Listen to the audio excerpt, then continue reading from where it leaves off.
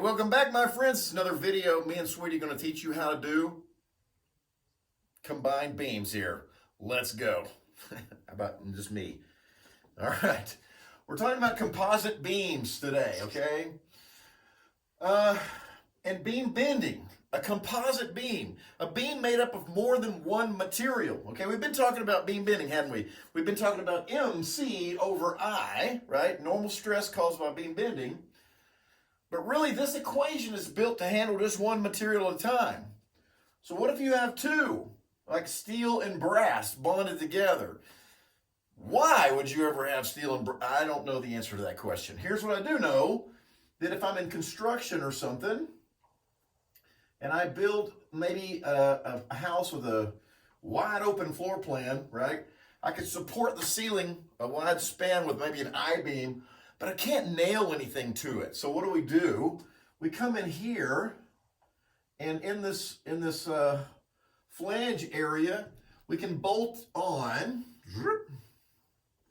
a couple 2x12s or 2x10s or 2x8s, well, depending on what size I-beam we have, and make a composite beam. Now I've got the steel strong to carry the load, and then I've got this wood that I can nail to, right? And so this is a common thing used in construction for houses and such, okay? When do we use steel bonded to brass? I don't know, okay? Don't get me on that. We're just making this up. We'll see if we can figure out how to do it. If you ever had to do it, now you will know how. Okay, so here's the deal. If this equation is only built to handle one material at a time, then let's trick this equation and let's make that beam into one material, okay? I'm going to put two things up here. I'm going to put steel and I'm going to put brass, okay? Now here's what I'm going to tell you, okay? What we have to do is we have to do one of two things. We have to either convert this whole beam into brass or convert the whole beam into steel. And to convert one material into the other, we have this little easy equation over here. And all it is a ratio of the modulus elasticities, okay? That's all it is. So N equals material 1 divided by material 2, or 2 divided by 1, whatever, okay? And you're like, which one goes where, okay? So here we have steel and brass, and we have the modulus elasticity for steel and brass. Well, here's how I like to do it, okay? I always like to put the strongest material on the top. Now we know, I hope we know, between steel and brass, who's the strongest? Steel, right? Matter of fact, it's about 2 times as strong, isn't it? So that's exactly what we're going to get over here. We're going to get N is equal to 200 divided by 100, which is equal to 2. I always like to put the strongest material on the top, and that way N always comes out to a number bigger than 1.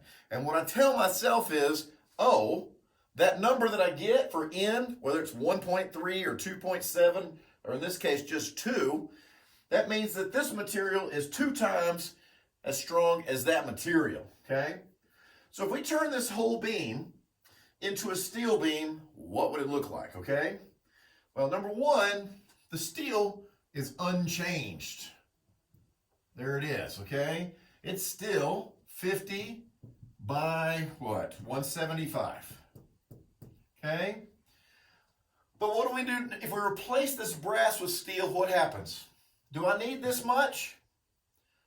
No. As a matter of fact, I only need half as much to be as strong as the steel, because the steel is twice as strong. And so what I wind up with is something like this. Okay. And what is this? Let's see, this right here. This right here, okay, now here's the important part. This is still 200, okay? You cannot change the height of the beam. You can't change the height, okay? You can't do it. But notice in this equation, because look, here's, when I have the neutral axis, let's say the neutral axis is right there, okay? In A, okay? I have C, which is the distance from the neutral axis to the outside of the part, right? So C depends on up and down distance. It doesn't depend on left and right distance. So this transform part can be as wide or skinny as I need it to be, and it won't affect that equation over there, okay? So here's the deal. I decided that I only need half as much brass, since steel is twice as strong as brass. And so what's this width right here? Well, it's 175 divided by 2. What is that, 87.5? 175 divided by 2, 87.5. Okay? But what if we wanted to convert the steel into brass? Okay, well then I would have this. There's the brass. Okay? Now, to do that much steel, what do I need? If I'm going to replace that steel with brass, I need twice as much of it, right? Because the brass isn't as strong.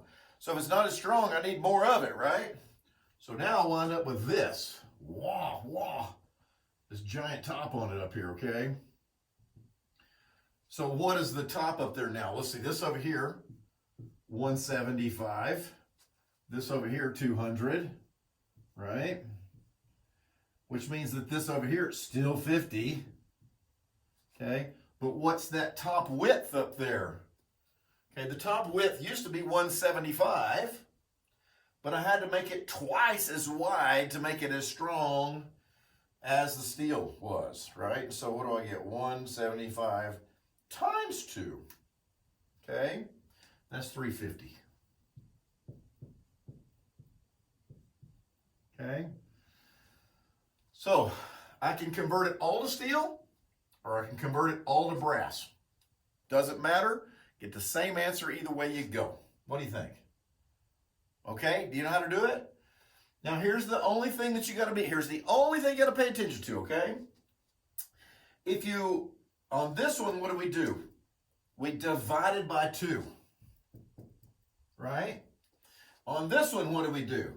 We multiplied by 2, right? Okay? Well, I don't know which one to do. Use your logic. Just, you can do with logic. The stronger one, I need twice as much of it, right, to equal the stronger one. So here's the deal.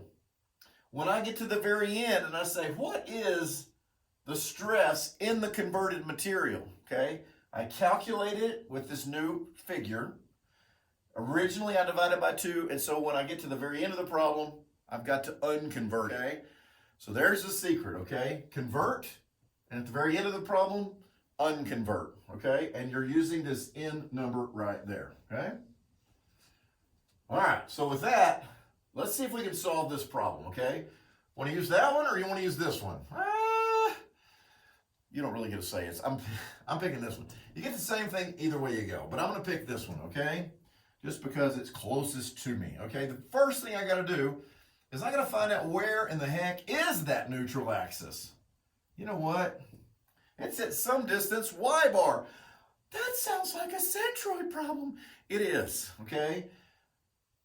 You got to go back and do this from centroids, don't you? So here, let's make this little thing here. Let's call this shape 1, and we'll call this shape 2 up here on top, okay? And we got shape 1, shape 2, we got Y, we got A, and we got YA, okay? Here we go. Here we go.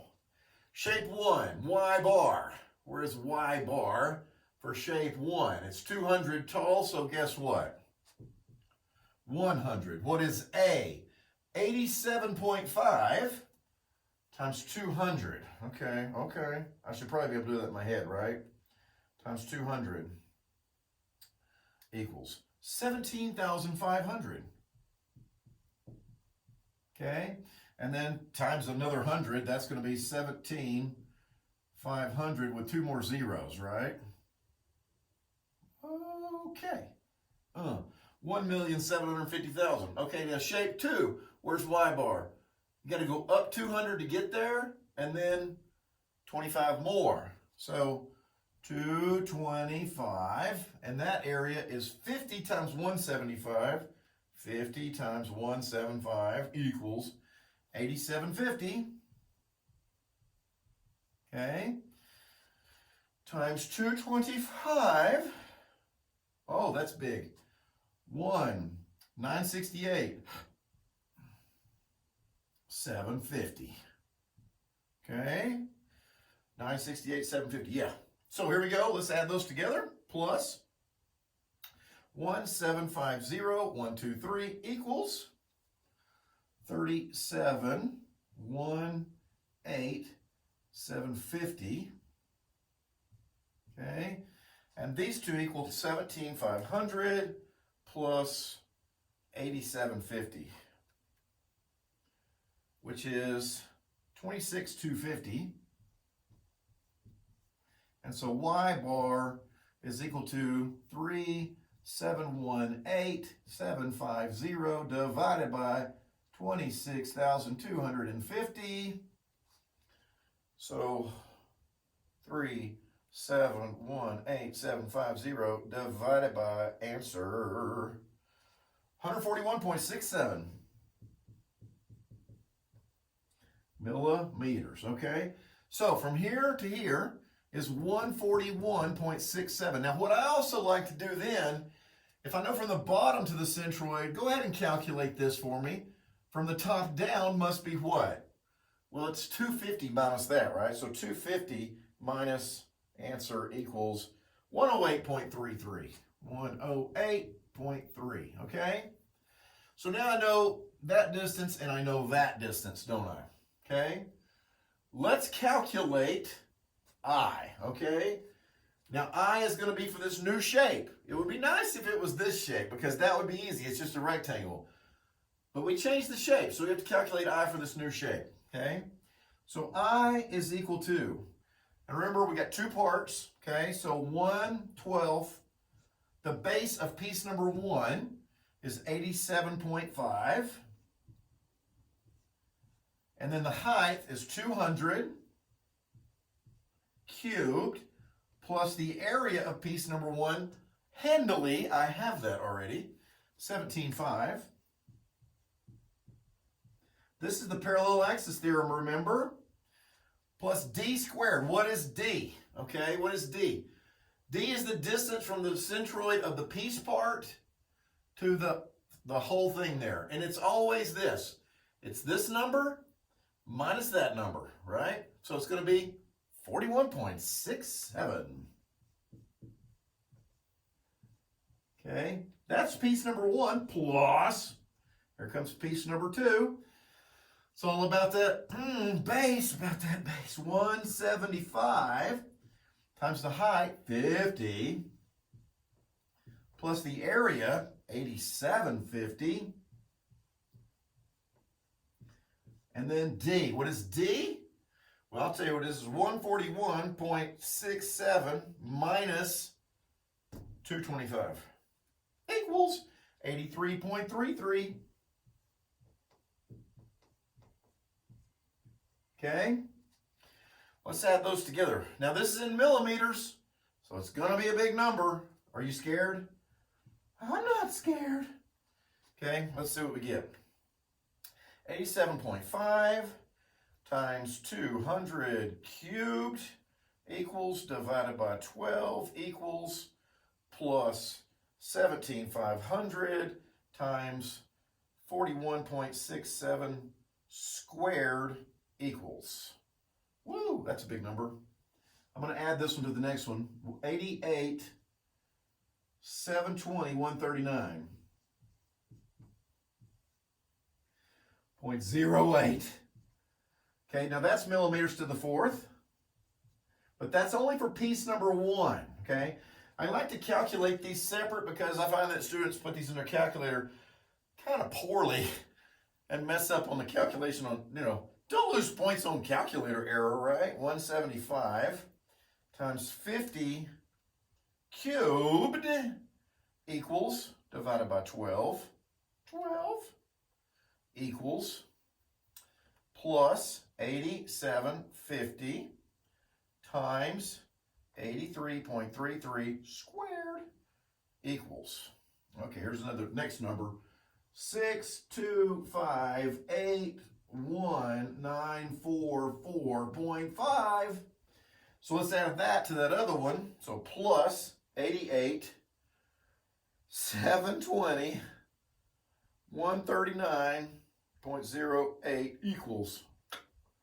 Okay, here's our I. I equals 151.302.083. Don't forget 0.6. Okay, there you go. So 151 million millimeters to the fourth. Okay, woo, that's big. All right, we got that. Do we know M? M is given on this problem, okay? And they just gave us this sort of big bending moment across that beam like that, right? So we can think about that beam coming out at you, right? That bending moment is like this. So it's putting the top in compression, isn't it? Okay? The top is in compression. Okay? So everything up here is going to be compression, which the stress is going to be negative, right? So everything on the bottom down here is going to be in tension, right? And so the stress down here is going to be positive, okay? All right. So I think now we're ready to calculate some stress, because what we're going to do, find the stress max in the brass and the steel, okay? The worst case brass, okay, now the brass is on the bottom and the steel is on the top. So the worst case for the steel, where's it going to be? As far away as I can get, right? So the steel is going to be up here on the very top. Okay, so here we go. Sigma steel is equal to bending moment of 7,000. I just got rid of the kilo right there, right? Newton meters. Now this down here was in millimeters, so I'm just going to convert it, okay? So a meter is 1,000 millimeters, okay? Times C. What is C for the steel? That would be from the neutral axis to the outside of the part, which is 108.3. 108.3 mm's, all divided by I, which is this ginormous number down here. 151.302.083.6 mm's to the fourth. Okay? So let's see what that is. Equals. Now what are we going to get here? We got newtons, right? Meters canceled out. We got a millimeter and a millimeter. That leaves us with square millimeters. Newtons over millimeter squared. That's a megapascal, isn't it? So here we go. Clear. 7,000 times 1,000. Times 108.3 equals big divided by 151.302.083.6 equals 5.01. All that, and it equals 5.01. Okay? Now, do I have to unconvert that? No, because I never converted the steel, did I? I converted the brass. So now let's find the brass, okay? So sigma for the brass. What's it equal to? Okay. Guess what? Same bending moment, 7,000 times 1,000. That'll unconvert it to millimeters, right? And what is C, the distance from the neutral axis to the worst brass particles? Well, the worst brass lives down here on the very bottom of the part. So I'm going to go 141.67 to get down there. So times 141.67 divided by 151.302.083.6, okay, equals, here we go, 7,000 times 1,000 times 141.67 equals, divided by 151.302.083.6 equals 6.55.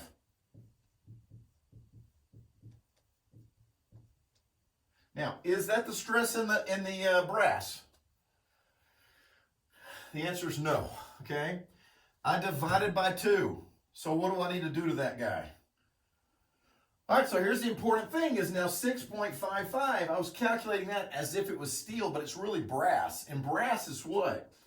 Brass is half as much as steel, isn't it? So I need to take this guy here, and I need to divide by 2. So the brass is what? 6.55 divided by 2, 3.28. Okay? One more step, and that is this. Part B, find the stress in each of the materials at the bond line. So not at the top of the part or the bottom of the part, but at the bond line. Okay, so what's that going to be? Let's do sigma steel, right? Steel. At the bond line. Okay, so here's the bond line right here where they're glued together, however they're connected, right? Maybe they're explosively welded or something cool. I don't know. Okay? So, guess what? The bending moment, same thing. 7,000 times 1,000 times C. What is C at the bond line? Well, from here to the top of the part, it's 108.3. So from here to the bond line must be that minus 50, 58.3. Okay, divided by same moment of inertia, giant number, 151,302,083.6. Let's see what we get here, gang. 7,000 times 1,000 times 58.3 equals divided by 151,302,083.6 equals 2.70 mega pascals. That's the steel, right? Okay. So what's the brass going to be at the same exact point? Brass is half as much. Okay, it's half as much, so just divide it by 2, right? Bam. 1.35.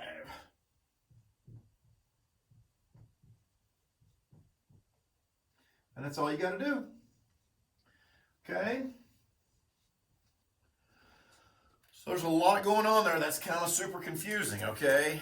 Don't forget, I didn't have to convert the steel, right? Because when I finished up, I calculated steel. I made everything into steel. So the steel was never converted, so I didn't have to unconvert it, right? The brass was converted to steel, so I had to unconvert it in the end down there, okay? Don't forget that last step is that unconverting step, okay? Man, I hope that helps. All right, see ya on the next video.